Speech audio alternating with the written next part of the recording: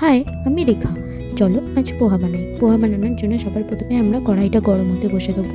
তারপরে দেবো কিছুটা ঘি, ওর মধ্যে সর্ষে আর জিরে দিয়ে ভাজা ভাজা করবো কিছুক্ষণ। তারপরে ওর মধ্যে কুচি করা কাঁচা লঙ্কা, কুচি করা পেঁয়াজ দিয়ে ভালো করে বাদামি করে ভেজে নেবো।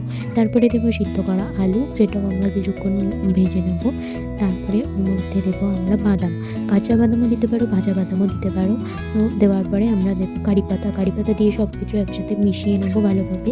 মিশিয়ে নেওয়ার পর ওর মধ্যে নুন দেবো, নুন, হলুদ আর ধনে, জিরে, গোলমরিচ আমাদের বাটা থাকে একসাথে, সেই গুঁড়ো মশলাটা দিয়ে ভালো করে আমি ওটা অনেকক্ষণ ধরে নাড়িয়ে চাড়িয়ে ভেজে নেব। ভেজে নেওয়ার পরে জল ঝরিয়ে রাখা চিড়ে দিয়ে আমি ভালো করে নাড়াচাড়া করে নিয়ে আমি দেখলাম সেখানে একটু ময়েশ্চার কম, তাই আমি একটু জল দিয়ে সিদ্ধ করেছি সেটাকে ভালোভাবে।